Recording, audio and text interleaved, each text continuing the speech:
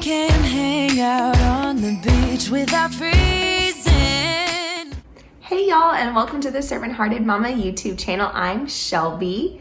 If you are new, I would so love if you would hit that subscribe button down below, as I have a new video coming every single week full of fun content like cooking, kids activities, all that kind of stuff. So if that's something that you're interested in, please go ahead and hit the subscribe button, and be sure to follow me on Instagram at Servant-Hearted Mama. Today, we're gonna be doing fun holiday appetizers and a mocktail or cocktail, depending on how you choose to mix it up. These appetizers, we're gonna be doing sausage balls and this cranberry salsa cream cheese dip. Both of these are like tried and true holiday appetizers for me. I've been making them for years, and every single time that I take them to a gathering, someone either asks me for the recipe, asks to take any leftovers home if there are any. There very rarely are, and so I know that these are gonna be a hit for you, and so I hope you give them a shot. Let's get started. Rory's over here eating a snack. She's having some apples and peanut butter, and these are our ingredients for the cranberry salsa. So we need some lemon juice, cilantro, jalapeno, green onion, fresh cranberries, sugar, cumin, and salt. And the other best part is that you really don't have to chop things up too finely because the food processor is going to do most of the work. I do like to chop up the jalapeno pretty well just to make sure there's no big pieces left, but it's super easy. It's just a dump and go. To start with our cranberry salsa, we're going to put the cranberries into the food processor. I'm going to toss in our cilantro, jalapeno, green onion, the juice of a lemon. This lemon was really big, so I had a hard time fitting it into my juicer, but I made it work.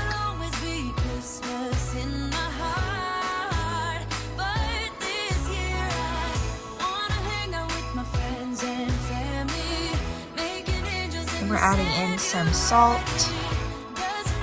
and some cumin, and I will have the exact recipe linked down below in the description box for you. Now the recipe calls for about a cup of sugar, more or less. I'm using a half a cup measuring cup. I use a little bit less. I don't fully fill the measuring cup, so I use a little bit less than a full cup, but up to you as how sweet you would like your salsa. And we're just going to blend it up.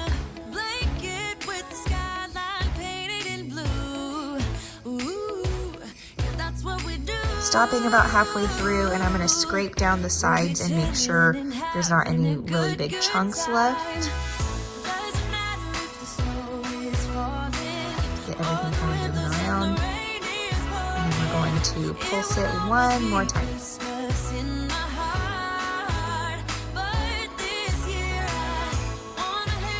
Now we're just going to scrape this into a container. Now I should say this has to be done the day before. So I actually think it's a great thing because you can make it in advance, because you want time for all these flavors to really marry together and the sugar to all dissolve. You don't want it to be gritty or grainy.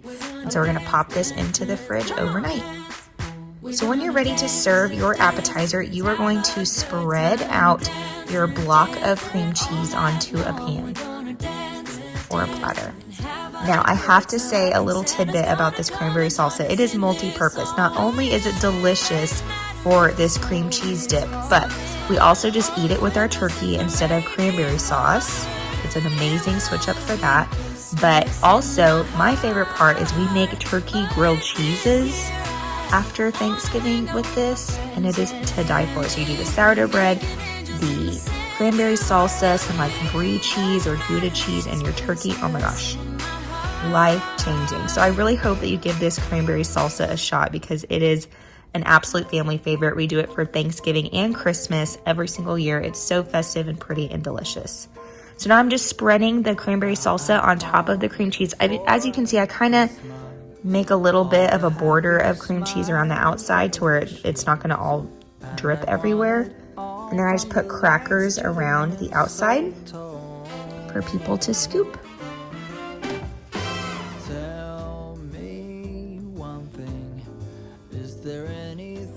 I really like the wheat thins with this, but you could use any type of cracker that you really enjoy.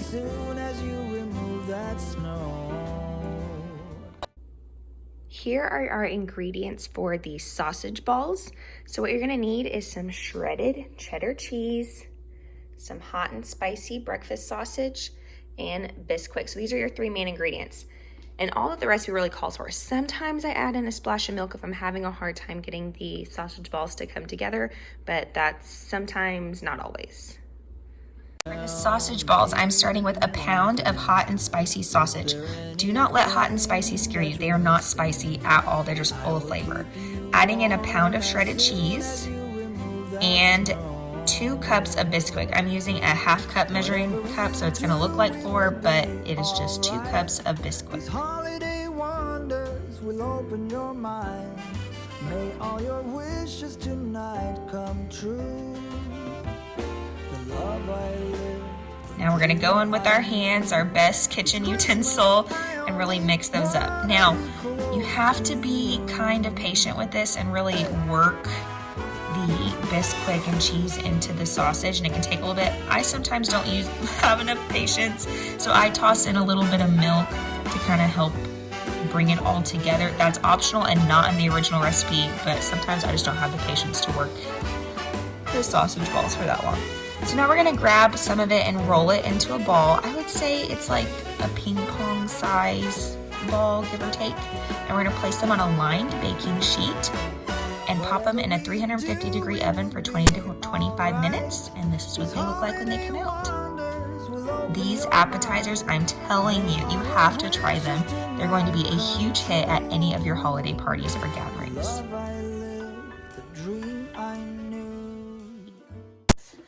All right, for the mocktail or cocktail, there was a recipe I found on Pinterest and it looked pretty good, but I wanted to like add and change a few things. So I'm not even 100% sure where we're going with this, but I think it's gonna taste really, really good. And I think it's nice to have a mocktail or cocktail recipe that can kind of go either way. So you'll have a mocktail base, and then people can add in either like vodka or rum, or you could do champagne or some type of alcohol that people can add to it if they're choosing to drink or not. So I think it's really nice to have an option that can go both ways. So we're gonna start off by doing some cranberry juice. I think it's super festive. I bought little containers because I'm just putting them in this little jar because we're actually going to a party with some friends. And so we're gonna be taking this with us. So you could totally put this in like a cute little punch bowl or something, but I'm just gonna put it in this container so we can travel with it. Some pineapple juice. I got small cans of everything. I'm gonna start with 1 of each, and then we'll go from there. And then I have a little thing of orange juice. I'll toss that in. I'm probably gonna start with about 1/2. Obviously my gauge of 1/2 isn't too great. A little bit over 1/2. All right, and now this is where I think I'm gonna start, because you want it to have a little bit of like effervescence. Is that how you say that? Bubbliness. You want it to be bubbly. And so I'm either gonna do Topo Chico or Sprite. The original recipe called for like ginger ale or Sprite. I don't like things quite that sweet, and since this juice is gonna be pretty sweet, I think I'm gonna start with just a Topo Chico or any type of sparkling water.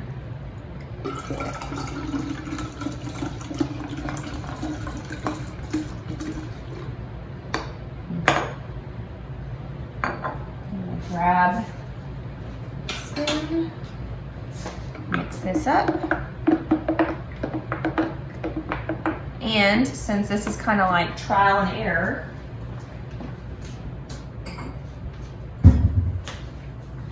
we're testing it out together. So let's give it a taste and see what we need to adjust, if anything. It's a really pretty like festive-y color too.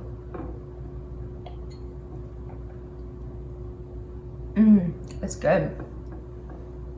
I might do a little bit.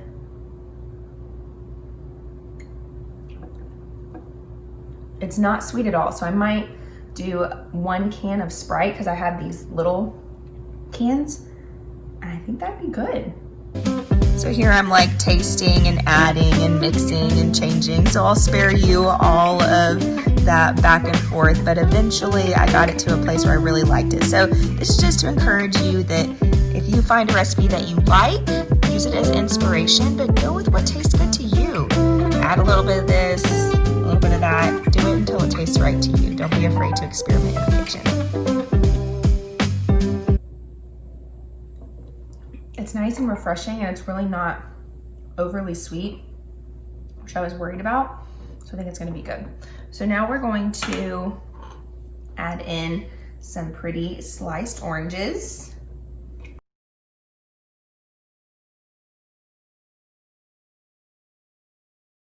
Some cranberries.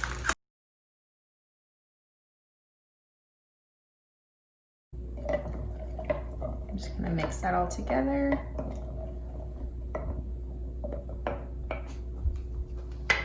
All right, and there we go. Look at how pretty that turned out. I really like the color, and I like the fresh fruit in there, and I think it'd be delicious if you chose to put alcohol in it or not.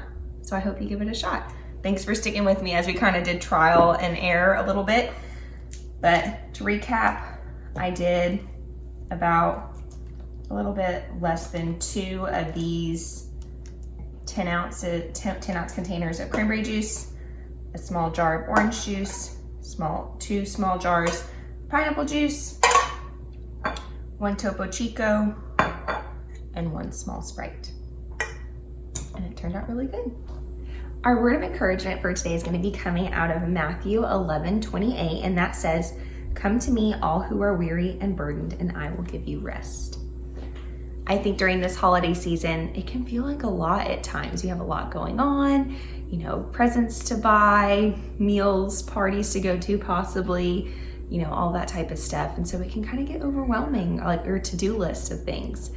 But I'm encouraging you to lay your burdens down to God, and He will give you rest. And God prioritizes rest. The Sabbath is Sunday, and on the 7th day when God created the world, He rested. And so my encouragement to you, Mama, is in this busy season, make sure that you're taking time to spend time with God, but also take care of yourself. Do something to take care of you, fill your cup, and make sure you're taking time for you to rest, so that in return, you are coming from a cup of overflow and are able to pour into the life of the people around you and make this holiday season really special. So cheers, y'all. I hope that you enjoyed these cocktail or mocktail recipes, as well as the appetizers, and that you bring them to your Thanksgiving or Christmas gathering. I know that they will be an absolute hit. If you choose to make these, be sure to tag me on Instagram at Servant Hearted Mama. Be sure to hit that subscribe button down below, as well as we have a lot more fun content coming your way. Hope you have a great rest of your week. Bye, y'all.